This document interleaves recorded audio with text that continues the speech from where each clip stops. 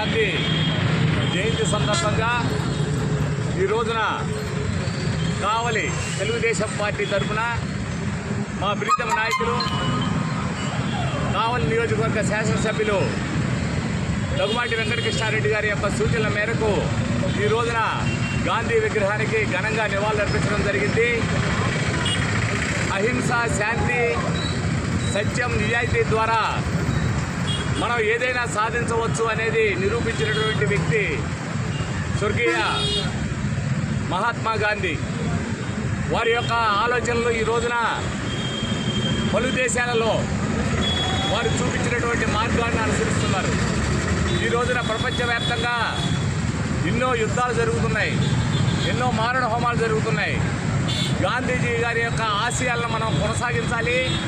వారు చూపించినటువంటి అహింస, శాంతి మార్గాల ద్వారానే మనం ఏదైనా సాధించుకోవాలి అనేది గట్టిగా నమ్ముతున్నాం మా కావలి నియోజకవర్గ తెలుగుదేశం పార్టీ.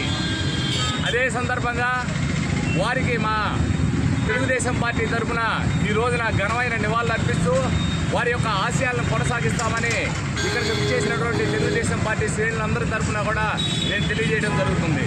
జోహార్ మహాత్మా గాంధీ గారు, జోహార్ మహాత్మా గాంధీ గారు, జోహార్ మహాత్మా గాంధీ గారు. ఈ రోజున జాతిపిత మహాత్మా గాంధీజీ గారి 157వ జయంతి సందర్భంగా కావలి తెలుగుదేశం పార్టీ ఆధ్వర్యంలో ప్రీతమ శాసనసభ్యులు గారి ఆదేశం, దగ్గుమాటి వెంకటకృష్ణారెడ్డి గారి ఆదేశాల మేరకు మాగుంట పార్వతమ్మ గారి రోడ్డు నందు ఉన్నటువంటి జాతిపిత విగ్రహానికి పూలమాలలు వేసి ఈరోజు పట్టణ అధ్యక్షులు గారి ఆధ్వర్యంలో వారికి ఘనంగా అందరం కూడా నివాళులు అర్పించడం జరిగింది.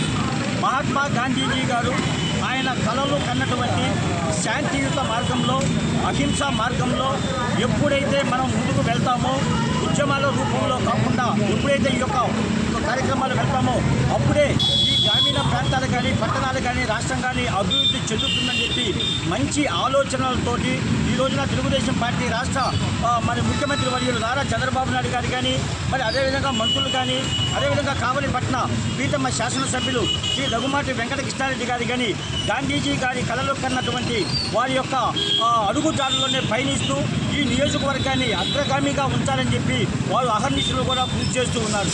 అది అంతేకాకుండా ఈరోజు గాంధీ విగ్రహం ఈ సంవత్సరానికి దాదాపు మేము ఈరోజు గాంధీ విగ్రహం పెట్టి 20 సంవత్సరాలు పూర్తయింది. దాని సందర్భంగా దానికి మాకు సహకరించినటువంటి ప్రతి ఒక్కరికి కూడా పేరు పేరున ధన్యవాదాలు తెలియజేస్తూ ఉన్నాము.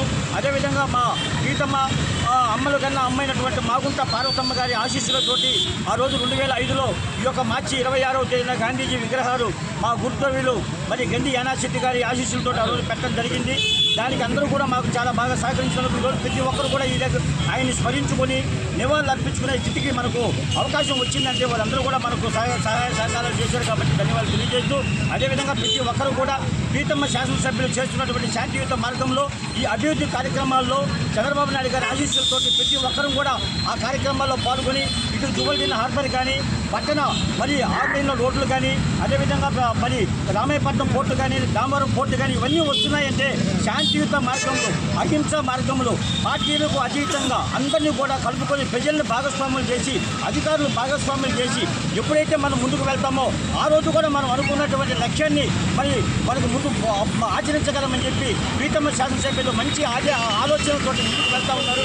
తప్పనిసరిగా వాళ్ళ ఆలోచన మేరకు మనందరం కూడా వారికి అండగా ఉండి ఈ కావలి పట్టణాన్ని వీర బ్రహ్మేంద్ర స్వామి చెప్పినట్టుగా కనకపట్నం చేసేదానికి మరి ఆ గాంధీజీ కళలు కన్నా సహకారంలో మనందరం కూడా వారి సహాయ సహకారం అందజేయాలని చెప్పి మరొకసారి ఈరోజు గాంధీజీ తరఫున అందరికీ కూడా నేను శుభాకాంక్షలు తెలియజేస్తా ఉన్నా.